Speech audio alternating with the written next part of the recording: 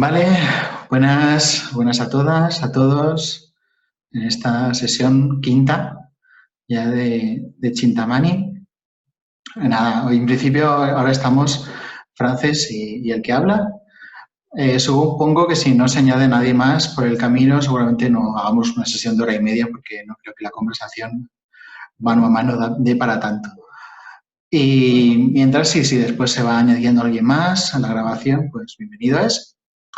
Y nada, y el tema que teníamos planteado para esta semana era relativo, lo planteó Julián, era la cuestión de cómo se crea una relación.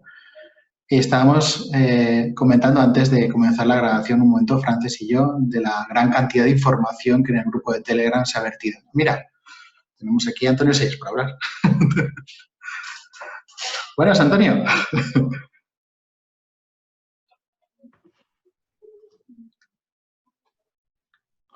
¿Nos oyes? Hola. Hola, buenas.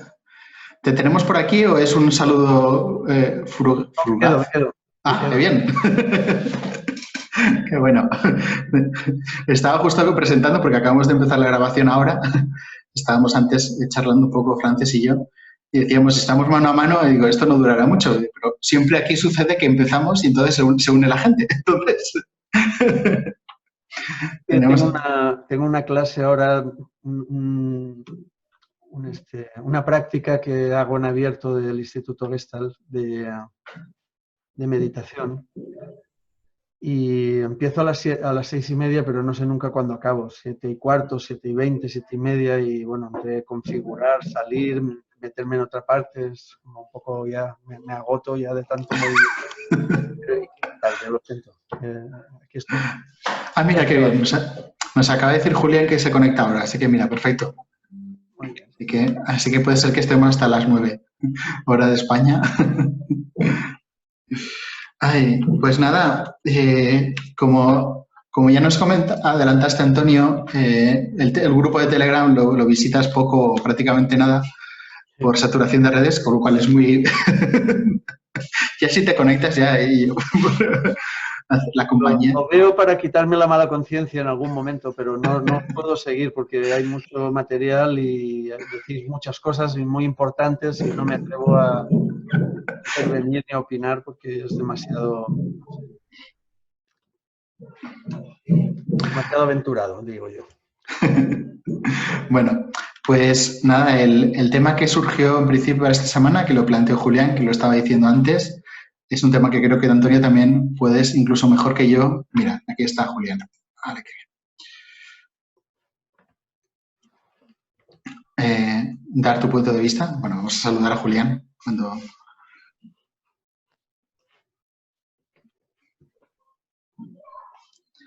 Buenas, Julián. Un segundo, que vengo enseguida, ¿eh? Sí.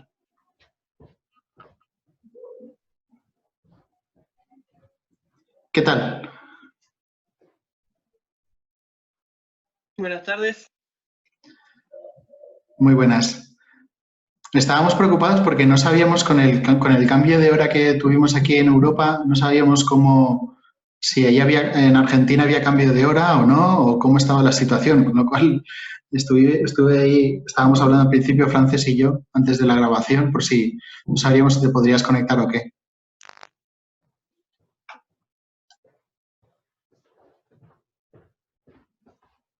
No, acá estamos todo bien. Por suerte, no sé, no sé si habrá habido un cambio de horario. La verdad que no tengo tanta profundidad en este tema de los horarios. Sí sé que a veces cuando se cambian los horarios se despagina todo, se configura, por ejemplo, los horarios, y yo, por ejemplo, pensaba conectarme ahora dentro de 30 minutos. Entonces me he adelantado. Ustedes ya habían empezado hace 15, o sea, ya llevamos 45. Yo pensaba conectarme con 45 minutos de retraso. Entonces, bueno, gracias por recordarme y encantado de encontrarnos de vuelta. Hola, Julián. Me llamo Antonio. No nos hemos encontrado en directo, pero te he visto en diferido. Saludos.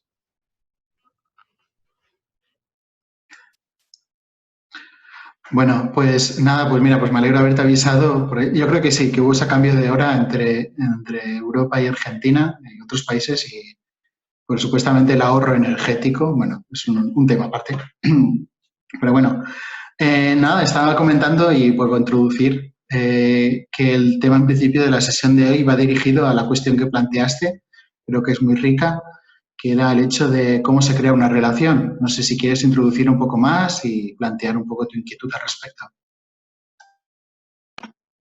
Bueno, me resultó interesante proponer este tema porque en el encuentro anterior hablamos mucho de esta cuestión.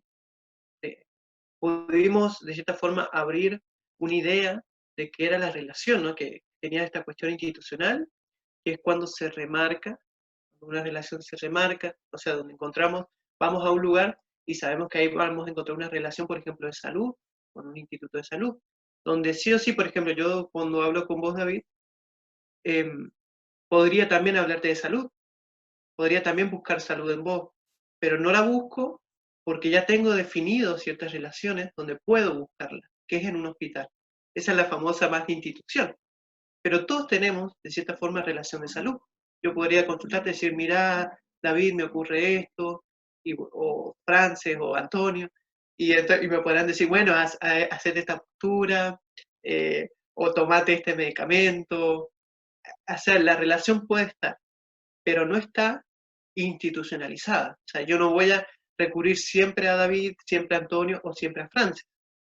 Voy a ir a un hospital o a un centro de salud o a quien yo ya hice la relación, ya la institucionalicé.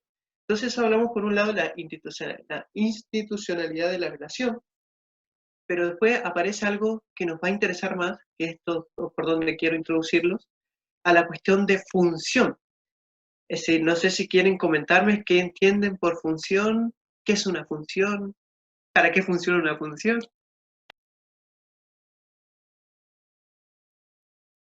Bueno, nada, introducir a Silvia, que acaba de incorporarse. Simplemente tiene la cámara, que no la podemos ver. Espero que nos pueda estar escuchando, pese a que no puedas, el micrófono te vemos, no sé si te estás teniendo problemas a la hora de, de poder hablar o demás, pero bueno, si tienes cualquier cuestión, puedes comentarla por el grupo de Telegram y demás, y a ver si podemos resolver para que puedas participar también.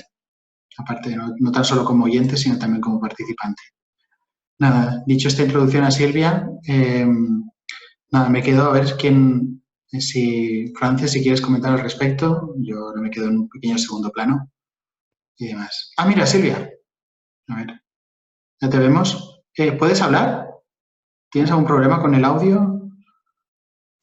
Para activarlo, estás en un teléfono móvil, creo, ¿no? ¿Puedes hacer OK así con el brazo si me escuchas?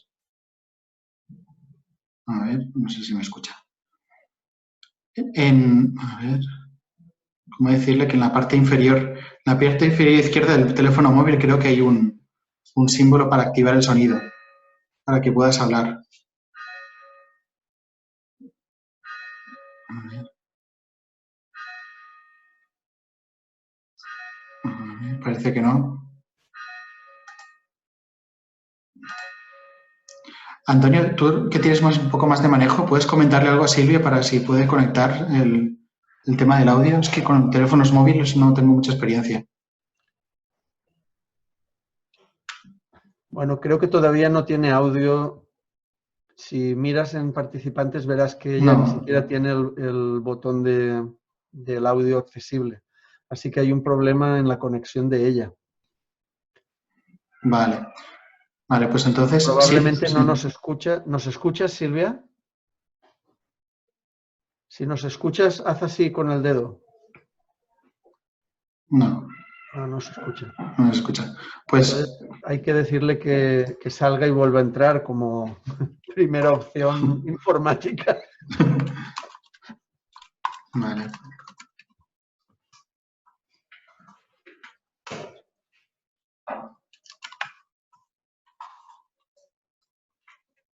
Estoy escribiendo por el chat. A ver si... No sabemos si a lo mejor ha tenido algún problema de esto. Bueno, Mientras tanto, a ver si Silvio puede conectarse. Nada, comentabas, Julián, quiero decir, Frances, si quieres comentar al respecto de las cuestiones que planteaba Julián, si quieres dar un poco tu opinión o opinión al respecto del tema en general. Yo la verdad es que estaba expectante también, ¿no? Un poco de ver qué comentabais. A mí me acaba de dar la vuelta todo, porque sí que he estado trabajando, ¿no?, estos días sobre este tema y me parece súper interesante, pero en lo que menos he pensado es ni en la institucionalización ni en la función. Así que me acabas de descuadrar. Cosa que está muy bien, la verdad. A mí me encanta que me descuadren porque, claro, tienes que volver a pensar todo de nuevo, ¿no? Entonces está muy bien. Yo lo que había trabajado un poco, claro, es que da para mucho rato. Para mí, el crear una relación y sobre todo lo que he vivido y lo que he visto también, ¿no?, cuando he trabajado con otras personas, es la importancia de trabajar primero la relación interna. Si la relación interna no funciona, las relaciones a nivel externo, por lo general, tampoco funcionan, ¿no?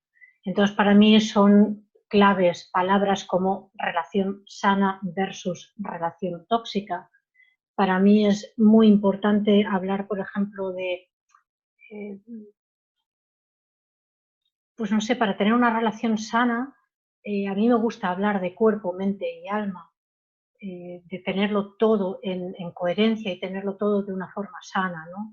Porque lógicamente si esos tres ámbitos de cada persona no está sano, pues tampoco a nivel exterior lo es. Más luego que si no tenemos una relación sana de forma interna, tampoco podemos esperar generar relaciones sanas a nivel externo, ¿no? Eso también es algo que he ido viendo y ya te digo, es que todo esto da para mucho, da para mucho y me parece muy, muy interesante, ¿no? Además, el trabajo que he ido haciendo de reflexión, de observación y demás a lo largo de esta semana, desde que Julián propuso la cuestión, también me ha revelado mucho, ¿no? Me revela muchísimo y la verdad es que me parece muy bonito y sobre todo el ver que podemos cambiar, que si ya tenemos relaciones sanas, pues maravilloso. Pero si nuestras relaciones, tanto internas como externas, son tóxicas, lo podemos cambiar. Es tan sencillo como decir, bueno, pues corto el ciclo, ¿no? Porque el ciclo puede ser eterno, eterno, eterno. Vivimos desde el miedo, vivimos en el caos, vivimos en la confusión y eso puede ser eterno. Y ahí estamos para decir, no, hasta aquí he llegado, corto con esta tendencia y empiezo a generar una relación sana, primero en mi interior y ya después pues se irá manifestando en el exterior, ¿no? O bien porque milagrosamente, y entre comillas mucho, ¿no?, lo de milagrosamente porque vemos las cosas de otra forma, milagrosamente también el exterior cambia o simple y llanamente pues se acaban esas relaciones y seguimos con nuestra vida ya de una forma más sana. Esa es un poco resumida, muy resumida, la reflexión que yo he tenido, ¿no?, estos días.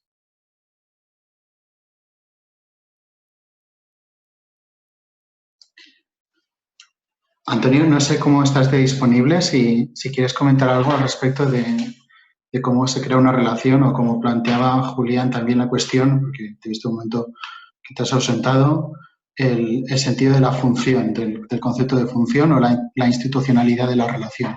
No sé si quieres comentar algo al respecto. Bueno, me cuesta seguir esos conceptos a nivel práctico, ¿no?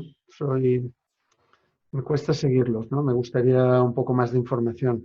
Respecto a la relación, pues bueno, lo que decía ahora Francis para mí es muy, muy patente, muy, muy presente. Primero porque tengo relaciones que en lo personal están en activo y por tanto hay momentos mejores y peores. Creo que no tengo relaciones tóxicas. Bueno, es demasiado aventurado decir esto. Alguna habrá.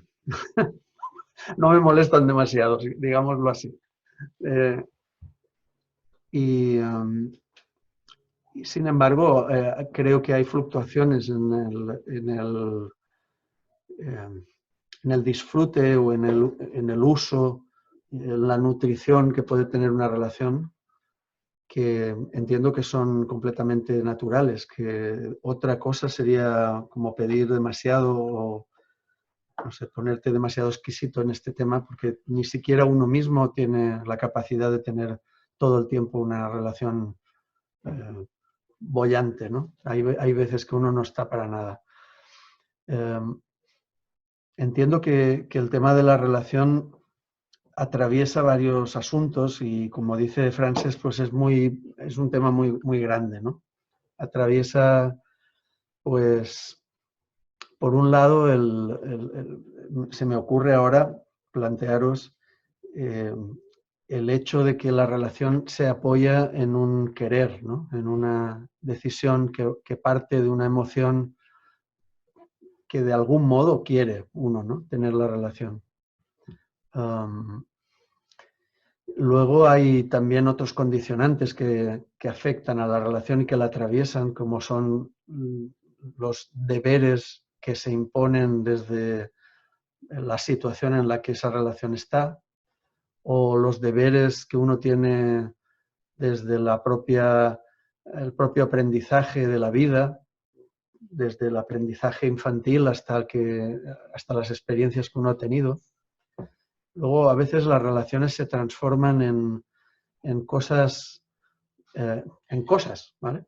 Las relaciones a veces se transforman en asuntos que están delimitados como si fueran objetos y que se quedan en tu recuerdo como tales y que te influyen en la vida como filtros que te impiden luego hacer relaciones abiertas cuando tocan algún aspecto de este objeto ya filtrado.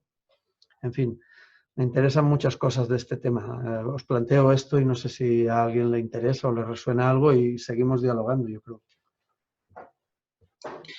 Bueno, primero comentar que Silvia estaba intentando, nos intenta ver, pero bueno, se ha quedado congelada su conexión. Le he dicho por Telegram que se desconectara y conectara de nuevo, pero no sé cómo lo tendrá. Se nos ha dicho que si no, que lo vería en diferido. Y hablaría con ella después para próximas ocasiones que pueda conectarse. David, yo creo que tú la puedes quitar. ¿Sí? Ah, vale, pues... Lo que no sé es qué pasará después. Ah, vale. A ver. Nunca he sabido qué pasa después, pero inténtalo. Lo voy a intentar. Voy a explicárselo porque a ver si... A ver, un segundo. Estoy escribiendo en Telegram.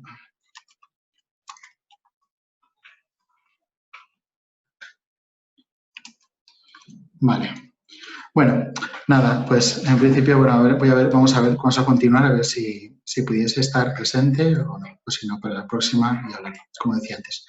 A ver, sobre la cuestión de la palabra función, me has planteado un gran interrogante que quiero después, Julián, si quieres aclararme, porque no desconozco por completo la etimología de la palabra función y es algo que a mí me llevaría al hecho de dar un permiso, ¿no? Algo que funciona es que permite, ¿no? Que logra establecer precisamente una conexión, una relación.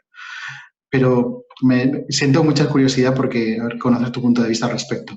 Sobre la relación, yo desde que lo planteaste, como estaba ya comentando Antonio, que me parece muy interesante este aspecto tanto de las relaciones que tenemos que parten de un querer y no puedo evitar conectarlo con el fondo de mi formación en terapia Gestalt, que es no tan solo la relación con un individuo, con personas, sino la relación con cosas, ¿no? No cuando se transforma en cosas la relación, que es otro tema también. Me parece muy interesante cuando se vuelve... Ah, mira, tenemos a Amparo también. Buenas, Amparo. A ver... Vale, estábamos, por introducirte un poco, estamos alrededor del tema de cómo se crea una relación, ¿no? Que es la cuestión que había planteado Julián. Y Julián ha hecho ahora un poco de introducción al respecto, indicando cuestiones de cómo se podría plantear la institucionalidad de una relación. Después, en una relación es importante su función, entonces, ¿qué es la función? ¿No? Plantea él. Y después también se ha hablado también de la relevancia de la relación interna, versus externa, porque sí, comentaba Frances que si no tenemos una relación interna con nosotros, con el elemento de cuerpo, mente y alma, es difícil que podamos generar relaciones externas sanas. Entonces se plantean las cuestiones también de lo sano respecto a lo tóxico. Y después también Antonio ha ido complementando, abriendo también aspectos, que ahí como he ido destacando, que cualquier tipo de relación surge de un querer, ¿no? De un deseo. Justamente compartí una canción de Jorge Drexler con ese título, cuya letra me parece muy interesante y va muy al hilo de todo esto, que creo que conocéis. Y después también la importancia, ¿no? De cómo los deberes o normas o aspectos que vivimos, cómo eso impacta en las relaciones y qué pasa cuando una relación se convierte en una cosa, no en un objeto, ¿no? Cuando se cosifica. Entonces, y ahora iba a comentar un poco cuál había sido mi impresión y si quieres después, antes de continuar y a volver a Julián, pues, ¿no? La semana pasada hicimos un poco estos turnos, así, si de todas formas cualquier comentario al respecto, cualquiera podéis comentar, pero bueno, mientras ahora estamos exponiendo las ideas, vamos más o menos generando turnos de palabra. Entonces, iba a comentar un poco esto, mi impresión durante esta semana una vez que se planteó la pregunta. Y venía al concepto de la relación no solamente con las personas, sino ya con las cosas. Y que teniendo en cuenta el fondo de la terapia Gestalt había un concepto para mí muy claro que era que establezco relaciones de las cuales, como creo que Antonio ya lo ha dicho, me puedo nutrir, ¿no? Entonces, para eso, para mí hay un aspecto que es clave, que es la novedad. Necesito asimilar una novedad, voy a ir a asimilar algo que me pueda nutrir y en ese momento he establecido ya una relación con ese objeto o esa persona. Claro está que cuando hago una relación con un ser vivo que tiene una capacidad de pensamiento, esa relación va a ir evolucionando porque no es unidireccional. Si me relaciono, por ejemplo, con un objeto, porque tengo una necesidad, una vez resuelta esa novedad, esa experiencia ya se termina. En cambio, una persona, si no la volvemos esa relación con un objeto, va a ir evolucionando, ¿no? Y aquí también me viene ahora hablando también el aspecto de que a veces hasta qué punto es beneficioso para las personas que institucionalicemos las relaciones, ¿no? Porque como comentabas así al principio, Julián, con respecto al tema de la medicina, porque eso me lleva a una cuestión también que es incluso el aspecto de desempoderarme, porque puedo delegar en la relación el poder al otro, pensando que tiene el otro o la otra toda la solución a mi problema y yo simplemente soy un objeto manipulable por el otro. Bueno, desde ahí. Bien, cosas interesantes has dicho. Primero, te salteaste unos cuantos pasos porque fuiste directamente a la pregunta que hice en el grupo de cómo creamos una relación. Esa pregunta lo has hecho pensar, lo has hecho formular porque está hecha a propósito. Esa pregunta pone a la relación como si se pudiera crear. Significa que las relaciones se pueden destruir. Cuando abordamos esta pregunta, surge un campo inmenso del ser humano que se llama el campo ético. Y ahí es donde entra la ética. Porque la ética nos enseña cómo es una relación y cómo está constituida, qué conforma. O sea, qué hace a una relación. Siempre cuando decimos entablar una relación, siempre va a ser en las cosas buenas, o sea, siempre en un buen modo, de el que la establece, el que tiene la voluntad. Pero, ¿cómo definimos bueno y qué es malo?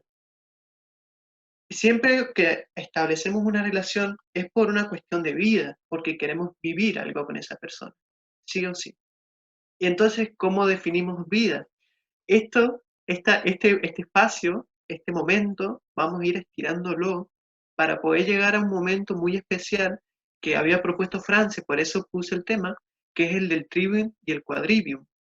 Va a ser muy interesante. Mira, voy a decir un pequeño, así, una referencia para que sepamos dónde vamos a ir, para saber a dónde queremos ir con esta conversación. Es que la pirámide, ¿vieron el billete de dólar? El americano tiene una pirámide con un ojo. Y esa es la ética. Es la ética de todos los sistemas.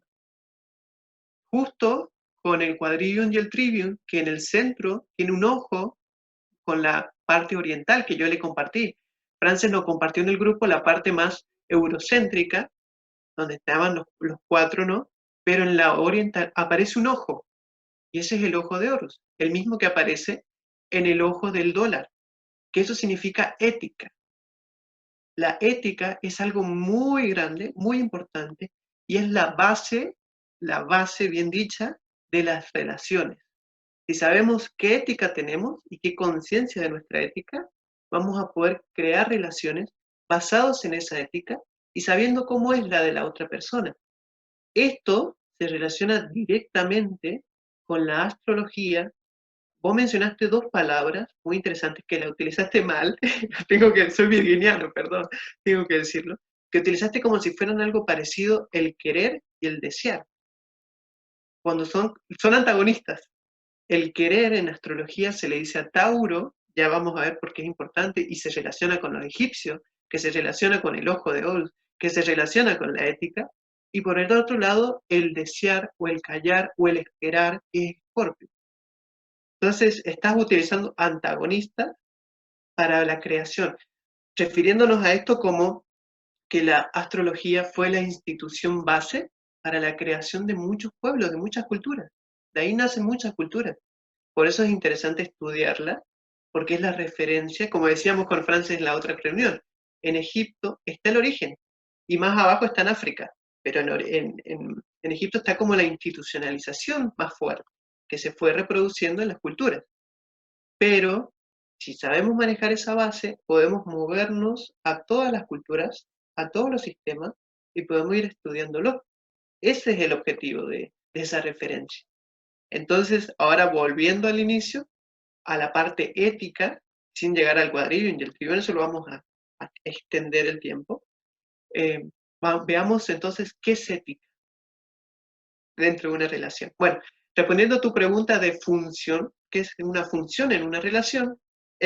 Primero dijimos que relaciones podían ser relación práctica o relación técnica. La relación práctica es de sujeto a sujeto, que es sociedades, culturas.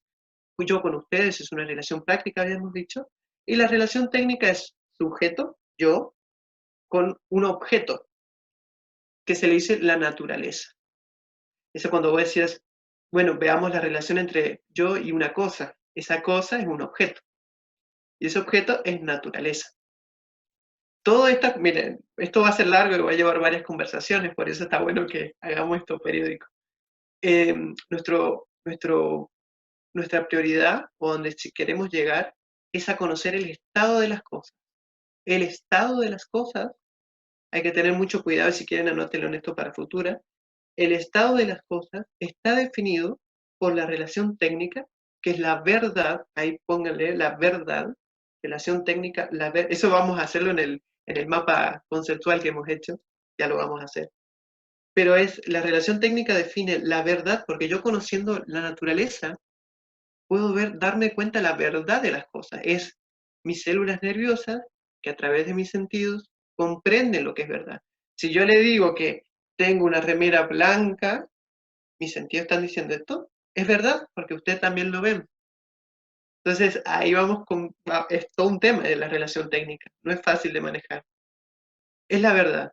La relación práctica, que es la de sujeto a sujeto, me da la validez en un sistema. Eso es re importante. Miren, les doy un ejemplo. Galileo Galilei, lo conocen bien, ¿no? Él hizo una relación técnica diciendo que la Tierra no era el centro del universo. ¿Por qué? Porque a través del telescopio él pudo ver a Venus cómo era iluminada por el Sol, como la Luna, igual que la Luna, donde él veía que era como la Luna, ¿no? El Sol la iba iluminando a la Luna, a Venus, la iba iluminando, por eso es tan brillante, porque está muy iluminada por el Sol, pero la iba iluminando en fases.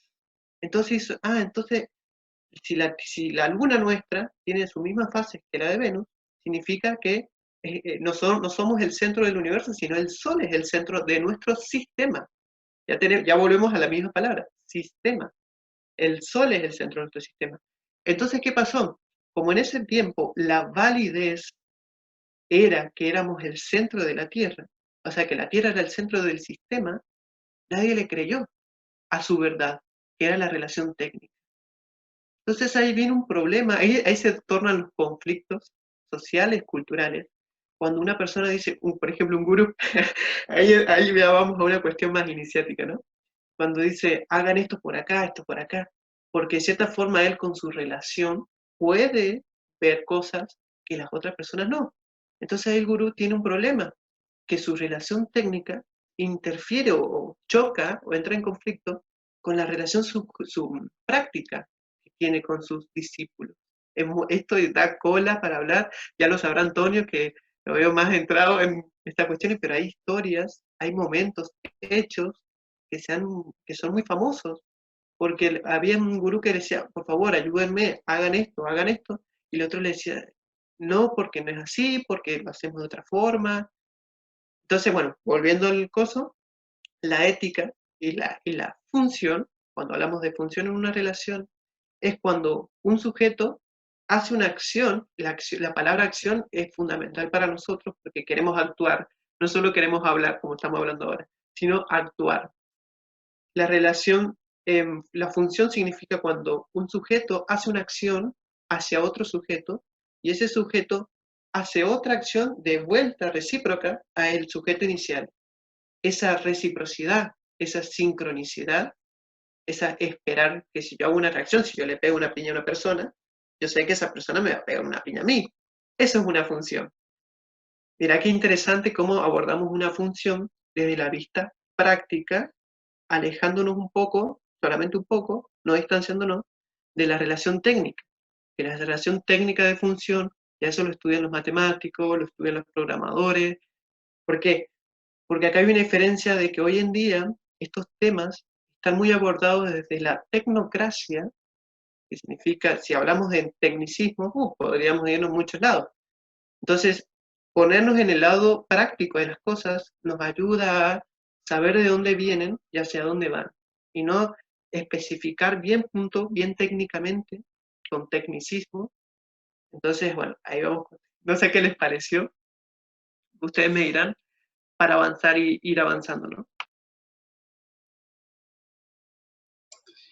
Bueno, no sé si, Amparo, ¿quieres comentar antes algo a nivel introductorio? Y si no, pues quien quiera comentar y continuar. Pues sí, prefiero escuchar y lo veo muy interesante. Me pierdo un poco con los conceptos, pero por eso creo que prefiero escucharos porque a lo mejor me falta la base de todo esto que estáis hablando. Gracias.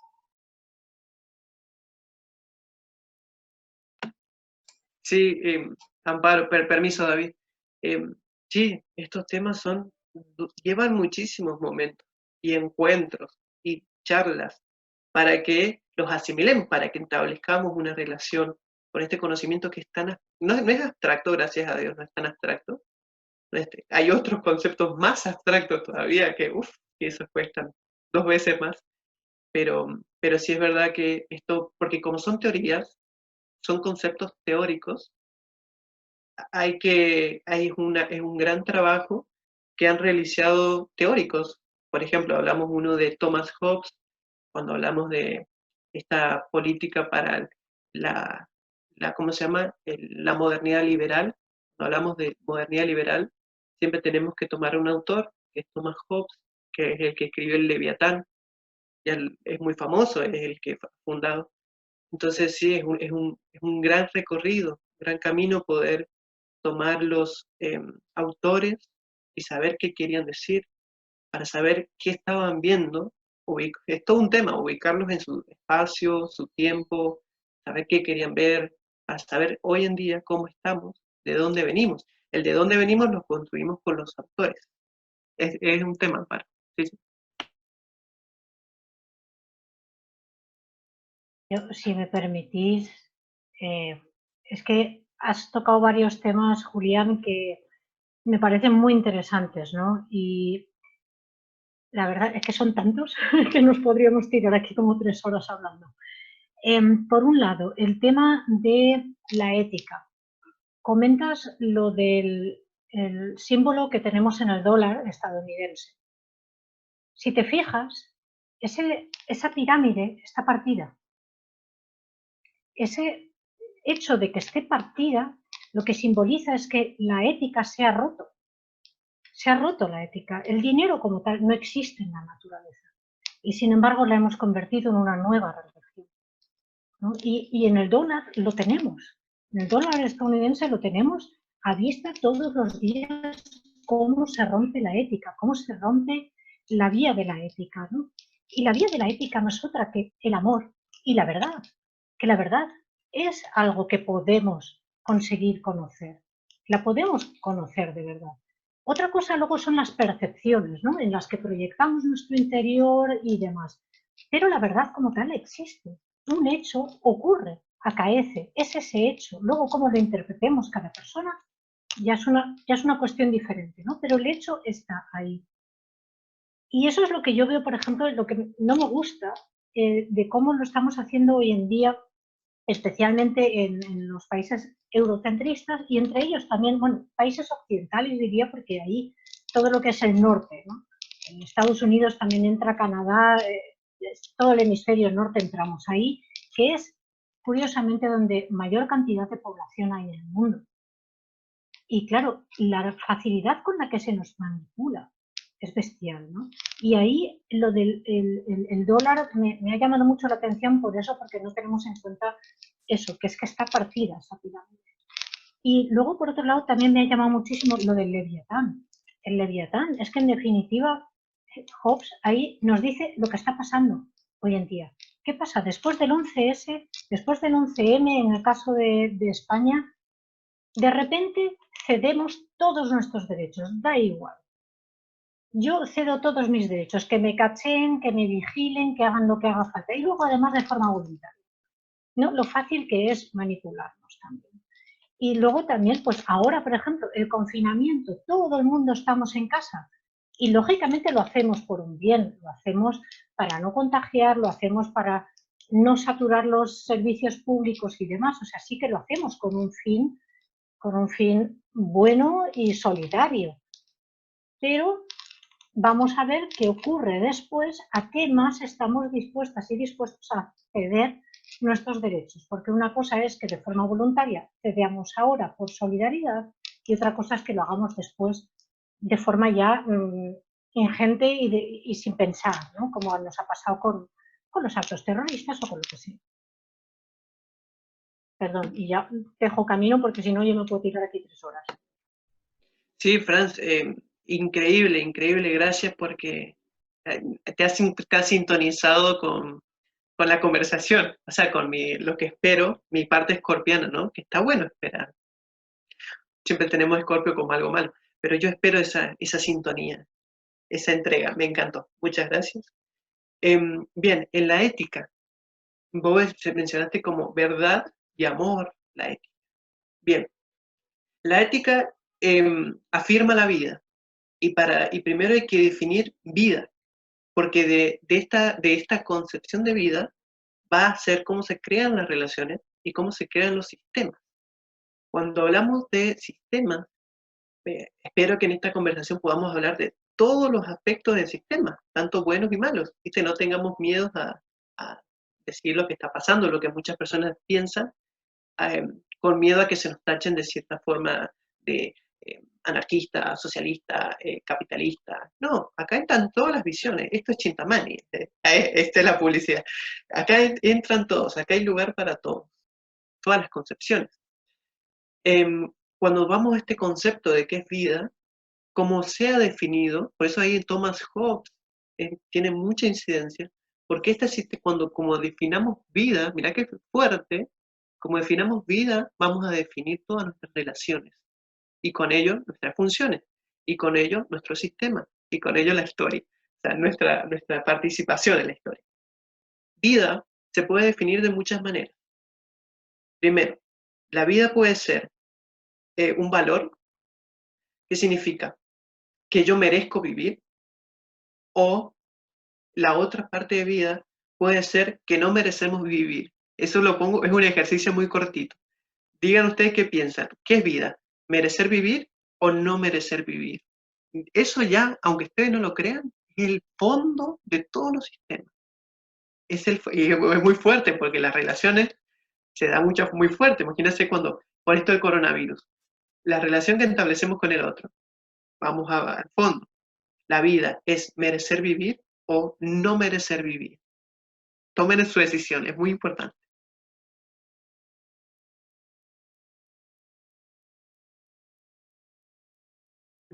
Julián, yo no sé sobre qué marco te apoyas y por tanto ten en cuenta que nosotros estamos en otro marco.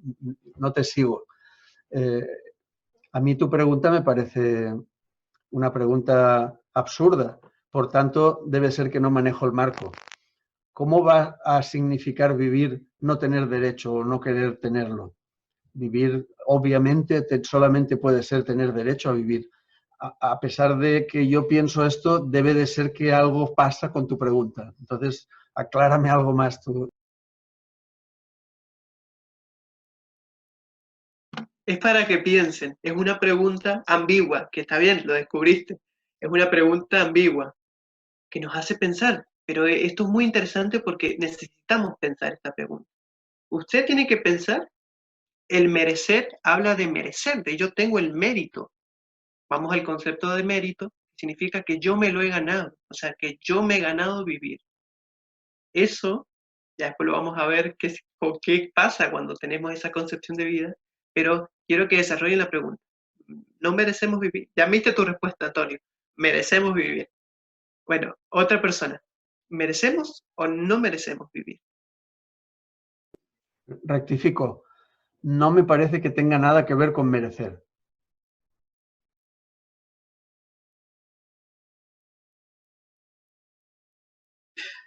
Yo ante la pregunta plantearía una respuesta ambigua. Depende.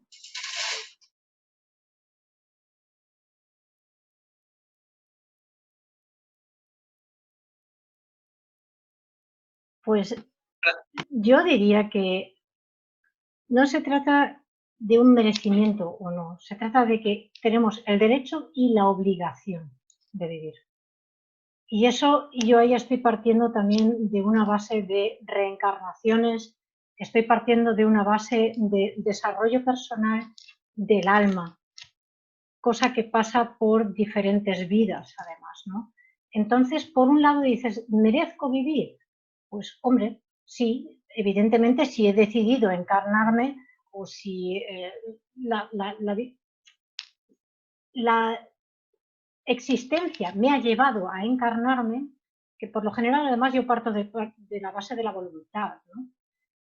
Que ahí es donde yo sí entraría en el querer. Para mí el querer es tener la voluntad de hacer algo y para tener voluntad tengo que ser responsable también. Entonces ahí es donde yo diría, tenemos el derecho, pero también tenemos el deber, porque en definitiva venimos a mejorar, venimos a evolucionar y como tal, sí, merezco vivir.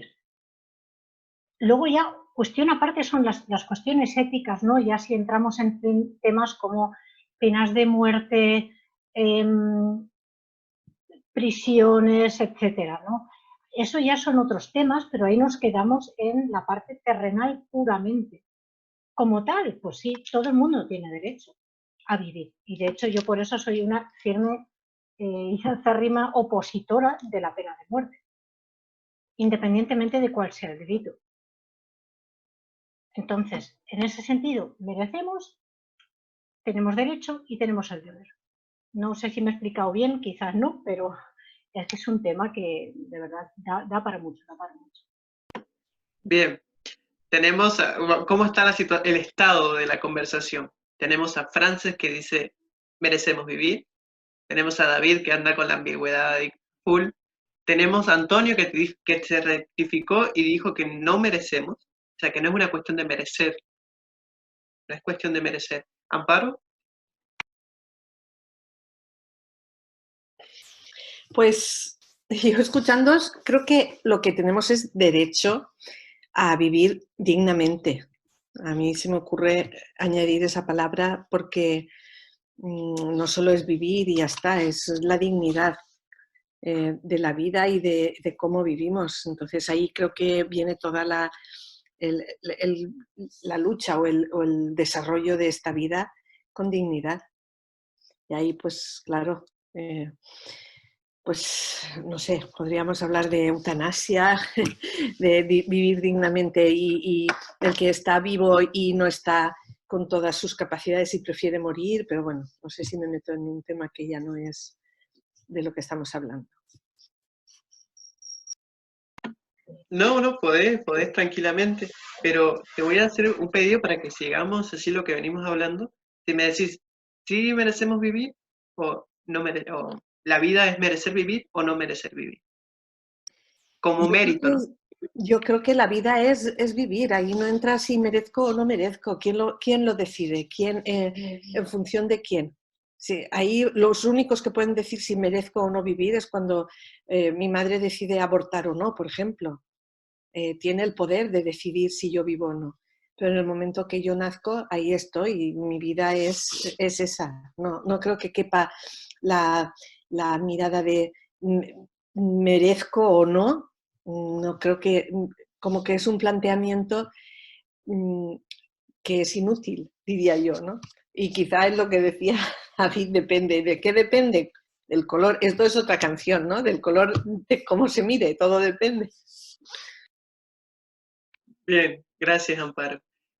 Bueno, vos serías, si te dijeran esta pregunta ya con Thomas Hobbes hace años, cuando se formuló en el siglo XVIII o un poco antes, vos serías totalmente una crítica a esa teoría y serías una perseguida, porque esos tipos ya pensaban de otra forma, porque tenían otra mente también, estaban en otro contexto. Pero mira qué interesante, voy a ser críticas. Bueno, el hecho de merecer vivir hace alusión a que yo merezco, que me lo gané. Le pone a la vida como un valor. Quiere decir que si yo me merecí vivir, hay otro que no mereció. Así se trabaja el mérito. Si yo merezco algo, significa que puedo no merecerlo. O sea, que otra persona puede no merecerlo, porque yo lo merezco más. Entonces, esa idea, mucho cuidado, porque esa idea fue la que creó el sistema liberal. Ahí vamos con el dólar y todo eso. Ya vamos a llegar, vamos a ir extendiéndonos tiempo. Pero la idea de merecer hace alusión a que a la pirámide, a la cuestión piramidal. Porque si yo merezco, habrá otra persona que merezca más y otra persona que merezca más. Esto es una cuestión. No me voy a meter ahí por ahora porque es largo y es extenso, pero voy a ir a la otra parte. El no merecer vivir pone a la vida como un don. No merecí vivir. Este Antonio y no sé qué más. Nadie dijo que no era un mérito. Pero no merecemos vivir. La vida es un don. Nos ha sido dada. No la merecíamos. Nos fue dada la vida. Esa concepción entre don y merecimiento plantea cómo yo me veo con los otros y mi relación, mi concepto, ya más mental. Porque que yo tome la vida como un merecimiento me pone en una posición individual, o sea que yo merecí. Pero cuando vemos a la vida como un don que hemos recibido, ese don se tiene que, ¿cómo se paga un don? Es una gran pregunta también. Los dones se pagan donando. En este caso, esta conversación de Chintamani, yo les he donado esta información, he donado mi tiempo, como también ustedes han donado su tiempo. Acá nadie está cobrando por esto que es muy valioso, que es información muy valiosa. La donamos porque nos ha sido dada, no la hemos merecido.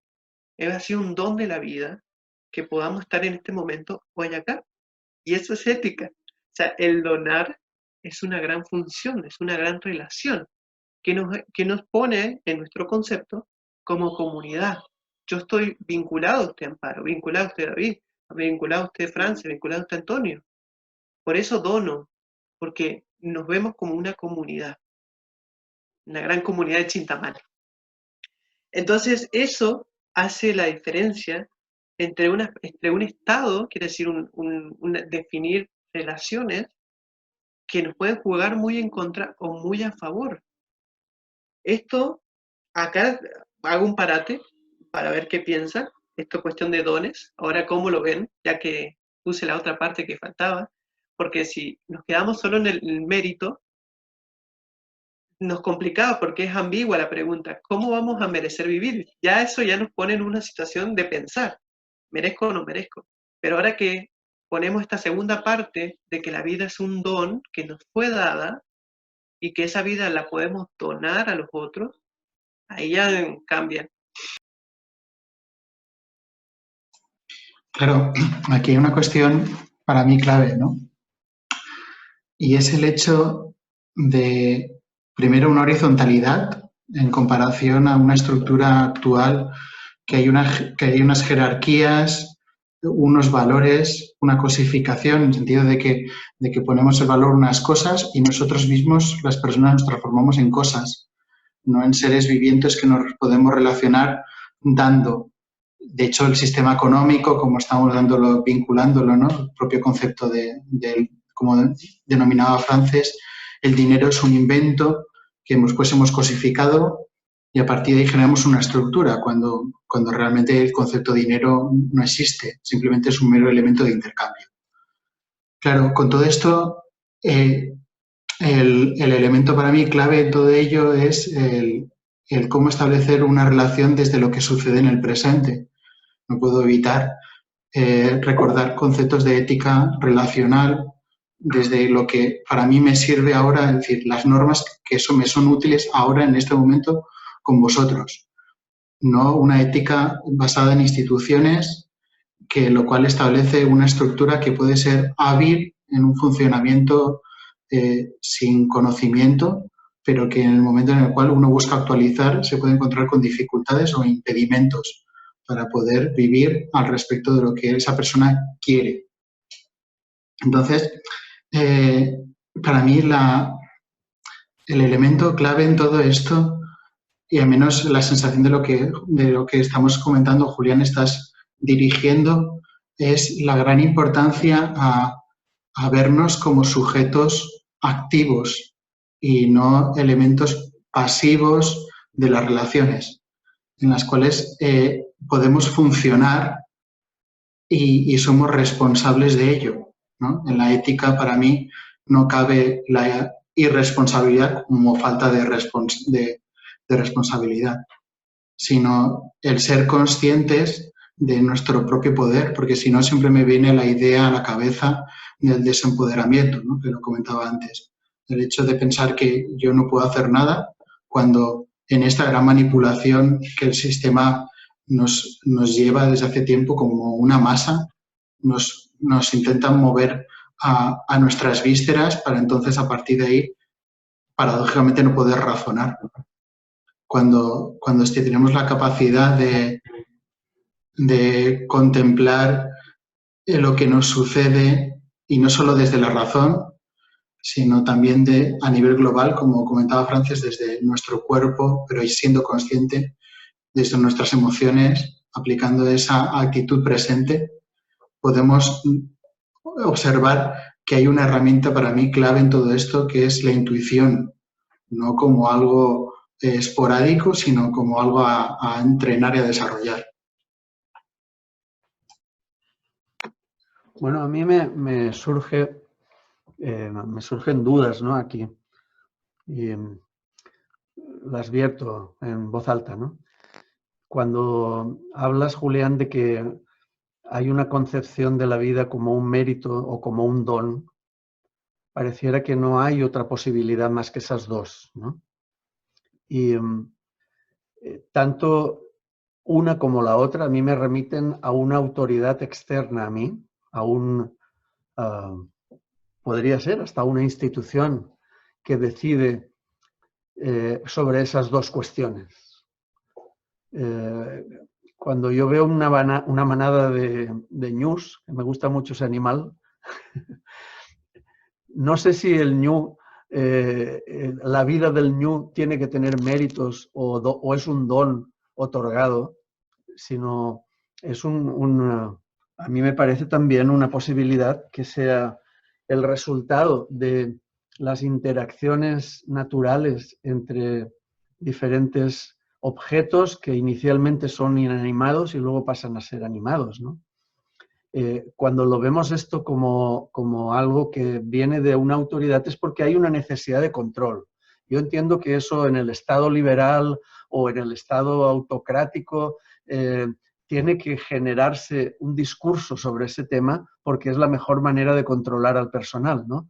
O también puede ser incluso el discurso del miedo y de la culpa como elementos para controlar, pero porque hay una institución que está sobre el individuo, que intenta organizar y controlar su vida individual.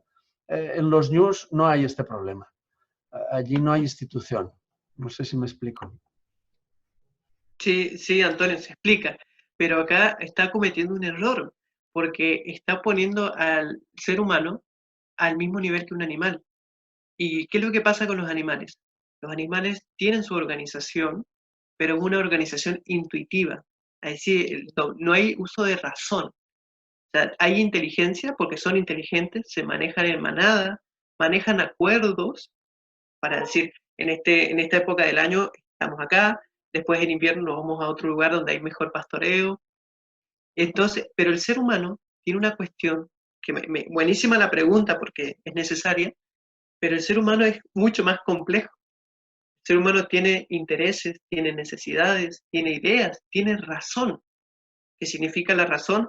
Que tiene argumentos, que puede, a lo que una persona argumenta, como yo estoy argumentando, también ustedes pueden surgir sus propios argumentos, es decir, me parece que no, me parece que, mira, es una cuestión que cada uno pueda opinar lo que quiera y así podríamos estar horas y horas, pero por eso es muy importante que cuando hablamos de estos temas abordamos autores, que los autores son como los albañiles, se encargan de hacer paredes, o sea, donde en esas paredes están su idea, por ejemplo, que puede ser otra persona en otro tiempo, puede llegar a haber pensado un poco igual a usted, y también está, pero también están las ideas de muchas personas, y eso genera una teoría.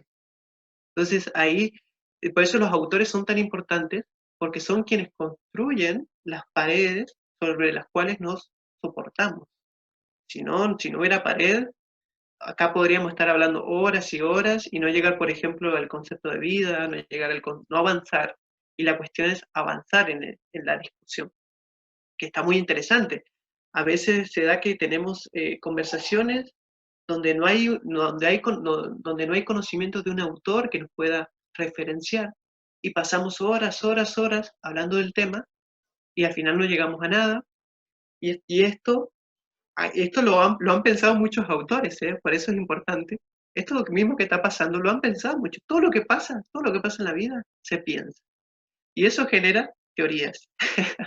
De ahí salen los famosos intelectuales. Acá aparece un problema muy fuerte que esto ya sí es abstracto, Amparo, así que agarrarte fuerte. Es el de la aceptabilidad. Podemos, por ejemplo, vamos a decir una cosa. Vamos a hacer la comida perfecta. Y pues estamos 10 horas hablando de cómo es la comida y nos damos cuenta que mi opinión es una opinión latinoamericana, o sea que mi percepción de la comida perfecta es otra, la que tienen ustedes, porque su comida y sus experiencias son otras. Pero decimos, entonces no es la comida perfecta, porque solamente es Argentina, España, y como un mexicano, y como un africano, un asiático. Entonces se aumenta todavía más el tiempo de discusión, pero la pregunta inicial era, o la premisa era, vamos a hacer la comida perfecta. ¿Y qué pasó? Que a las 5 horas de estar hablando, ya me dio hambre. O sea, ya me dio hambre. Quiero comer. O sea, ya no me importa si es perfecta la comida. Quiero comer. Eso es el problema de la aceptabilidad. Aceptamos las cosas cuando ya llega un momento que no las podemos sostener más en el tiempo. Por eso son importantes los autores, porque, por ejemplo, Thomas Hobbes hizo su teoría del capitalismo moderno, o sea, de la modernidad liberal se llama, y eso nos llevó a formar ya una idea que se sostiene en el tiempo. Por eso me encantó la pregunta que si solamente diste dos, cuando pueden haber muchas, y la realidad es que hay muchas, solamente que en el esfuerzo humano hemos llegado de cierta forma a identificar dos grandes ideas que nos referencian, que las aceptamos porque crean sistemas y crean estados, que eso ya es muy importante. Ese sería como el hilo, para no perdernos, de nuestro objetivo, es saber cómo generar una relación que después genere una función, que después genere un sistema, que después genere un estado. Esa línea nos permite caminar y ver que es una función, nos permite caminar y ver que es un sistema, nos permite caminar y ver que es un estado. Es difícil. Este tema se lo plantean los teóricos porque acá estamos construyendo una pared y en esa pared necesitamos las ideas de todas las personas. Si no los sistemas, por eso ahora paso un poco ya para terminar y seguir hablando, que hablen ustedes, pero entramos a otro tema que ya hablando un poco de ética, pasamos al tema del sistema. ¿Qué es un sistema? ¿Y cómo se cambia un sistema? Eso es, a través de la historia, los teóricos han hablado mucho sobre esto. Y hay tres momentos en que se cambia un sistema. Que eso está en el mapa conceptual, ahí lo pueden ver, que es el orden vigente, que es decir, de un sistema cuando es vigente, el orden crítico, cuando se critica o se niegan ciertas verdades que forman un sistema, y el orden nuevo, que es ya cuando con nuestra verdad, que por eso negamos la otra verdad, con nuestra verdad conseguimos la validez y generamos ese nuevo sistema. Me adelanté muchísimo, pero era para responder, para que tuviera el marco, Antonio.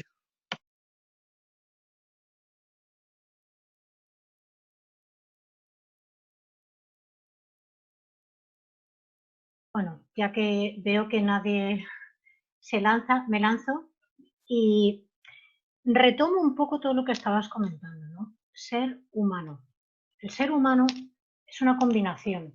Como humano es animal. Es un animal.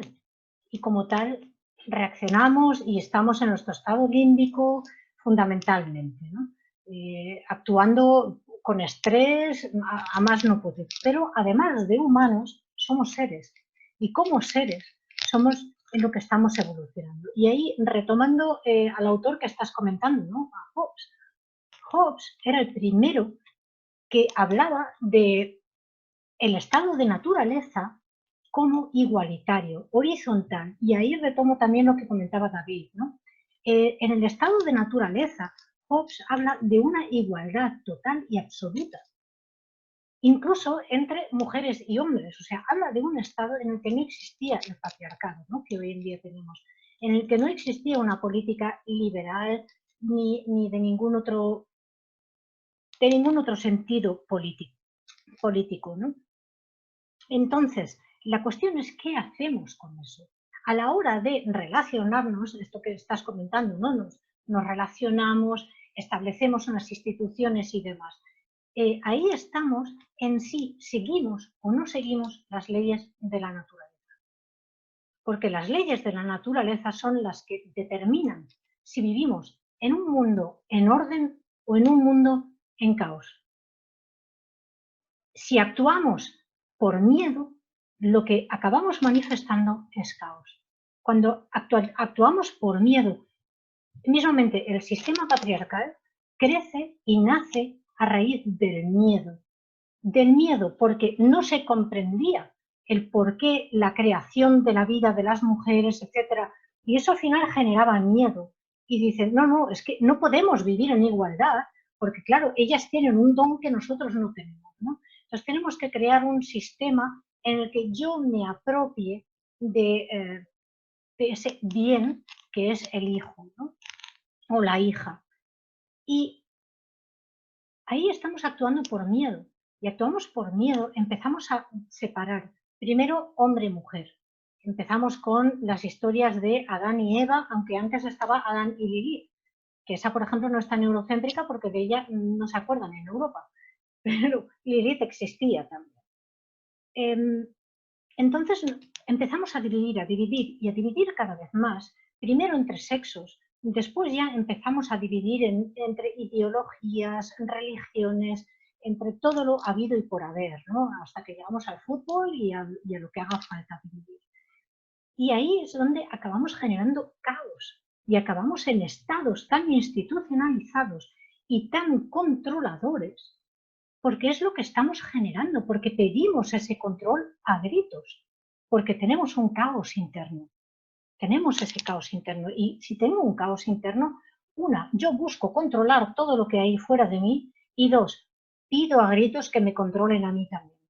Eso sí, luego me quejaré lo que haga falta, ¿no? Pero de momento a nivel interno es lo que estoy pidiendo, ¿no? Y entonces a lo que voy es que como ser humano, lo que me queda es cumplir las leyes de la naturaleza. Y las leyes de la naturaleza a nivel universal. Hablando desde el punto de vista terrenal, hay una ley bastante clave, la ley de la gravedad. Vamos a ver, yo me tiro por un barranco y el resultado creo que es bastante obvio, ¿no? Como poco me romperé todos los huesos, eso como poco. ¿Y qué puedo decir? No, si no merecía romperme todos los huesos, no, pues no haberte tirado. No haberte tirado, ¿no? Es una ley de la naturaleza a nivel terrenal. Luego tenemos las leyes de la naturaleza a nivel cósmico también. Que es lo que me encanta. Hablas mucho de los autores. A mí un autor que me encanta es Hermes Trismegisto.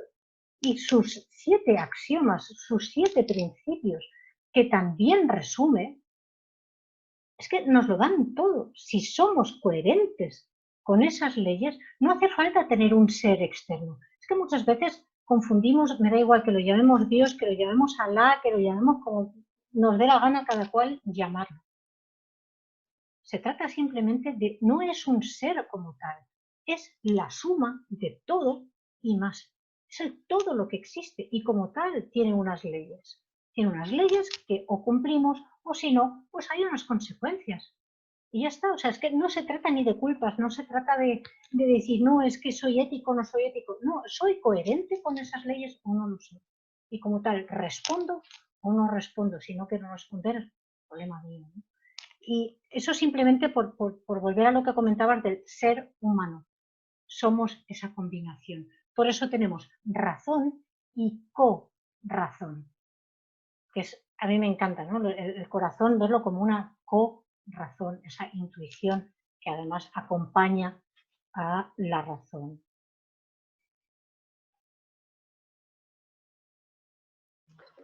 Sí, bueno. Antonio. Es que hay abordajes, por ejemplo, a mí me interesa mucho este abordaje porque lo desconozco, porque es un abordaje, digamos, desde el sistema, ¿no? Desde arriba, desde la política que organiza el mundo, ¿no? Yo me desempeño en el nivel de abajo, es el nivel de la persona que como mucho se relaciona con otro o con otros, ¿no? Desde este nivel, para mí la ética tiene más que ver con el significado arcaico del término, que era la morada donde uno puede estar, que con la norma que recojo del conjunto social, ¿no? Es el planteamiento de dónde puedo yo vivir con cierta tranquilidad, con cierta armonía, con cierto encaje, ¿no? Me interesa mucho también este planteamiento que ha hecho ahora Frances bueno, dos cosas, ¿no? Una, lo social o lo político como formas de opresión en muchos sentidos, porque yo he vivido la opresión política, he vivido la opresión simplemente del abuso de alguien más fuerte, he vivido la opresión en la cercanía con el hecho de ser hombre y ser mujer, he vivido la opresión porque he ido a vivir a América y me han llamado conquistador. He vivido las contradicciones que todo este marco opresivo genera en las personas, ¿no? Así que me interesa mucho ese aspecto que has comentado, Frances. Por otro lado, este asunto de la división en el término de ser y humano, ¿no? Yo trabajo todos los días en lo humano, porque estoy en el contacto con la persona que tiene problemas adentro o como mucho en su pequeño entorno humano también, ¿no? Pero también me interesa mucho esa dimensión del ser porque es la que me orienta durante toda mi vida, es la que me ha sostenido y me ha digamos, colocado en un eje. La búsqueda de ese ser o de ese yo que no es un objeto, como antes tú decías, Julián, ¿no? Un yo que probablemente desde muchos ámbitos se presiona para que sea un objeto. Desde la propia política es mucho más fácil manipularme si yo mismo me considero a mí mismo un objeto. Y si tú me consideras un objeto, me dices si tengo mérito o no para vivir, por ejemplo. Pero si yo veo la dimensión del ser no es el yo como objeto, es el yo no objetivable, es el yo sujeto, el yo como una entidad, como un ente. Y rescatar esa capacidad de vivir en el yo ente es muy importante para mí, ¿no? La veo como una herramienta que simplifica, digamos, el conflicto tan gordo que tiene el ser humano cuando su yo objeto choca con el objeto yo del otro, ¿no? Gracias, Antonio. Gracias, Franz. No, la verdad que son, bueno, vamos en sintonía. Son temas difíciles, entonces está bueno que estemos juntos. Sí, bueno, hay varios autores que hablan de eso. Uno de ellos, el que les va a interesar mucho, es Mark Weber, que habla del poder. Que acá aparece otro gran tema, ¿no? El poder. Entonces, él dice que el poder es dominación ante obediente. Chequen eso, ¿no? Basado en esa concepción de vida como mérito. Habla de un sistema liberal. Entonces él habla que el poder es dominación ante obediente. De nada me sirve tener poder si no tengo obedientes. Y bueno, y ahí es todo un concepto que después se desarrolla, que estaría bueno, lo vamos a desarrollar en otro encuentro, qué significa la dominación, qué significa legítima y qué significa obediente, porque el poder es dominación legítima ante obediente. Es todo un tema y eso es para rato. Pero hay otro punto que es interesante hablar, que también lo han visto varios autores, que es el concepto de hegemonía. La hegemonía a veces se tiene como un concepto negativo.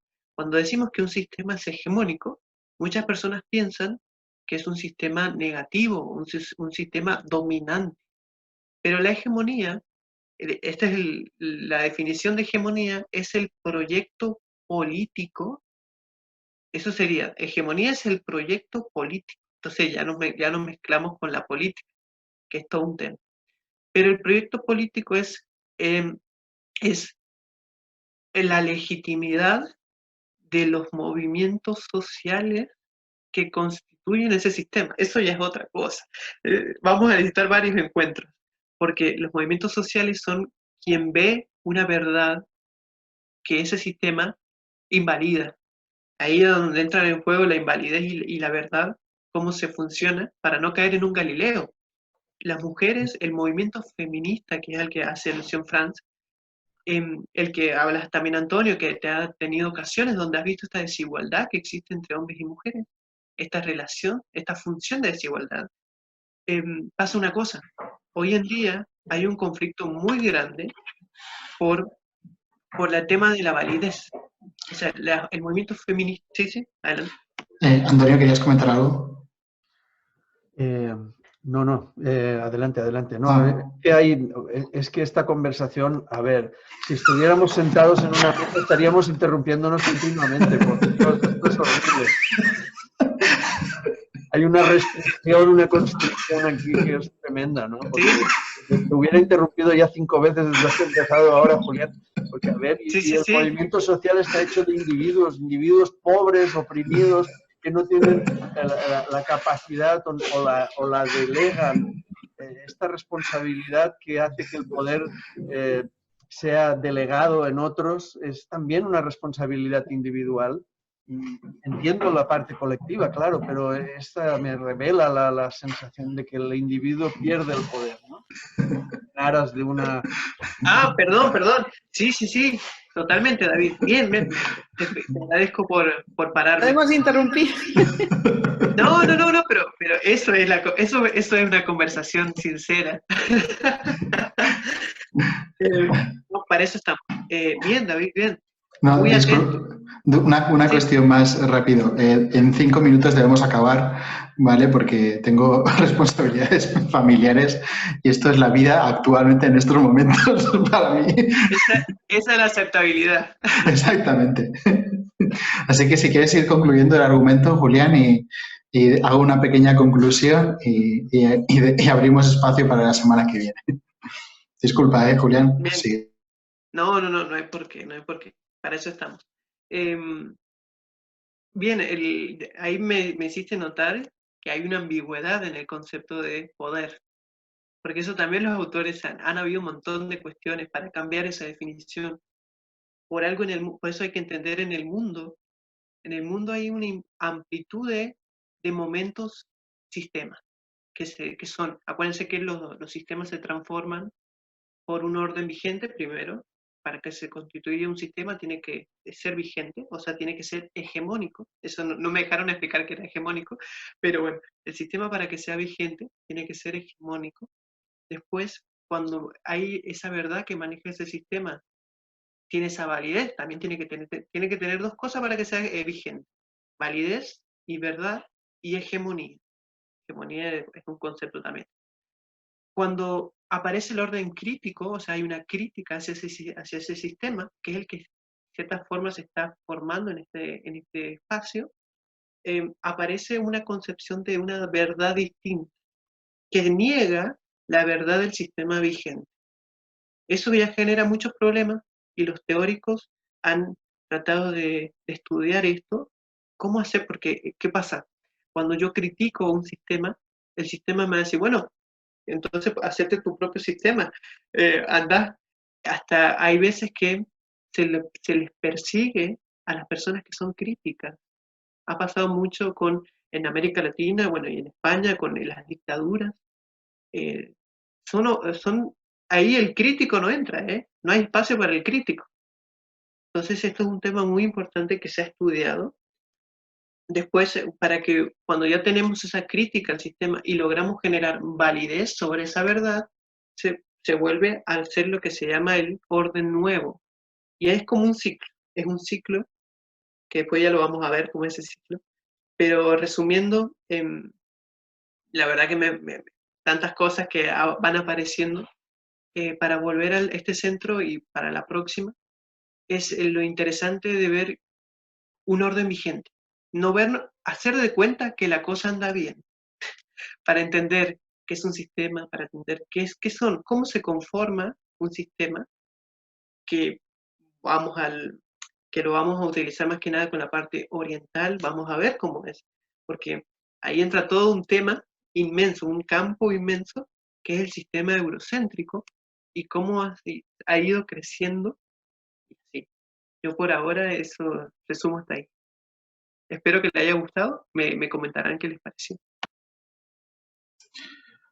Bueno, para ir acabando, no sé si, Amparo, quieres comentar algo, ya que es a quien has participado menos durante la sesión, o sé, simplemente dar tu impresión personal.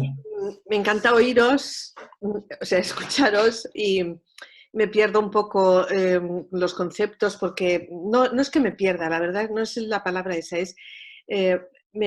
siento que se van abriendo, va abriendo, y a mí me gusta, o sea, abrir uno y hablar de ese, ¿no? Entonces esa es la sensación, pero bueno, he estado muy a gusto, así que gracias.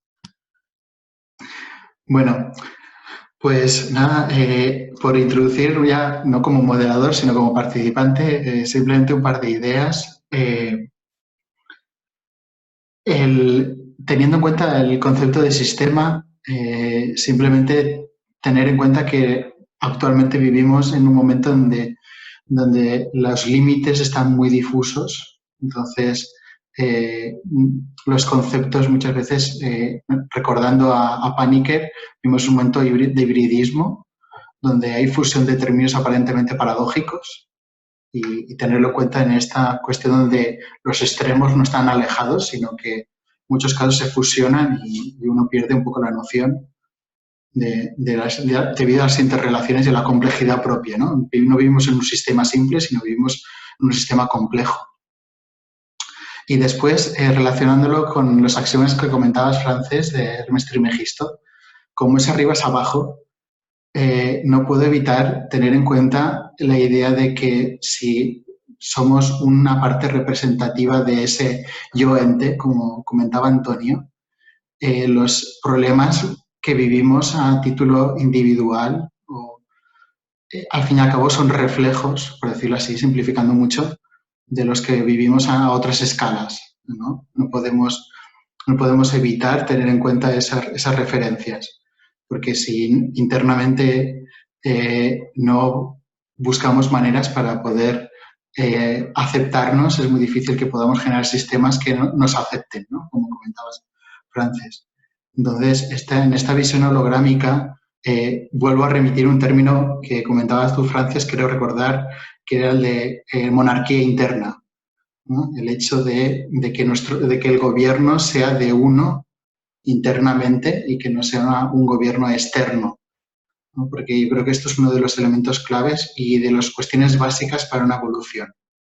El hecho de poder generar una serie de disciplinas que nos permitan desarrollar nuestro propio poder y no dejar el poder en manos de otros y otras, como puede ser una institución.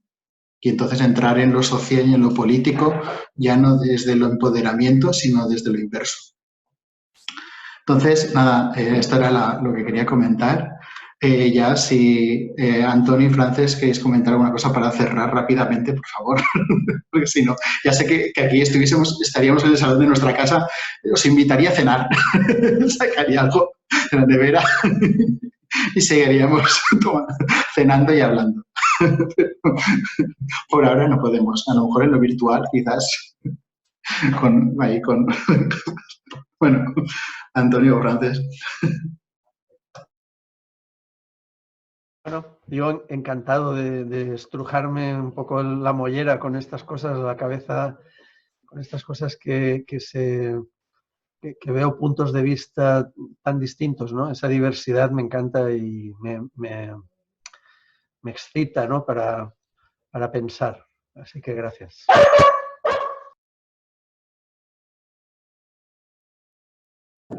Pero yo ya por cerrar también, ¿no? Porque la verdad es que es un debate maravilloso, de verdad. Sería increíble mantenerlo durante horas y horas. Y creo que se me ha ido la idea. O sea, son esas cosas maravillosas que, claro, como te pones a escuchar, se te va la idea que tenías. Pero bueno, nada, ya poco más. Ah, bueno, sí, comentabas lo de la monarquía interior. La monarquía interior, por ejemplo, es maravillosa si queremos una anarquía exterior en paz. En paz, que paz no significa ausencia de conflictos. Significa simple y llanamente que podemos resolver esos conflictos de una forma asertiva, respetuosa y responsable, ¿no? Entonces, simplemente quería, ya que has comentado eso, pues cerrar con eso, ¿no? Esa relación. La monarquía interior no tiene ningún sentido si no es para crear esa anarquía exterior pacífica y armónica. Pues nada, gracias, Frances. Yo creo que me quedo con esta idea y con el hecho, ¿no? Comentabas, Julián, gracias por la exposición. Ahí seguimos abriendo y por ese elemento vehicular, ¿no? Que apuntaba, ¿no? El hecho de relación, la reciprocidad de relación que permite función, el conjunto de funciones que permite crear un sistema y eso a partir de ahí poder conformar estados. Teniendo en cuenta la pregunta abierta que dejábamos al final de la anterior sesión, que era ¿qué sistema queremos crear, ¿no? Ante una sociedad que está en crisis? Bueno, seguimos con estas preguntas abiertas. Muchas gracias, Amparo, Antonio, Julián, Frances, muchas gracias a quien nos estás escuchando vía YouTube, o viendo, mejor dicho. Dejamos estas preguntas, seguimos abriendo el grupo de Telegram ante cuestiones, fuentes bibliográficas, seguiremos complementando el mapa mental con ideas a partir de lo que hemos estado lanzando en esta sesión y cualquier idea. Una cuestión rápida, Julián, muy rápida. El autor del orden vigente, orden crítico, orden nuevo, ¿es Faces? ¿Faces has puesto en el mapa conceptual? No, que son las fases de un sistema. Ah, vale. ¿Qué autor lo plantea así? Lo plantea Antonio Negri. Muy... Vale. Me he silenciado. Bueno, pues nada, lo dicho. Era simplemente una puntualización del mapa conceptual. Muchísimas gracias. Nos vemos la semana que viene y seguimos por Telegram. Un abrazo muy grande a todas. Adiós, muy buenas.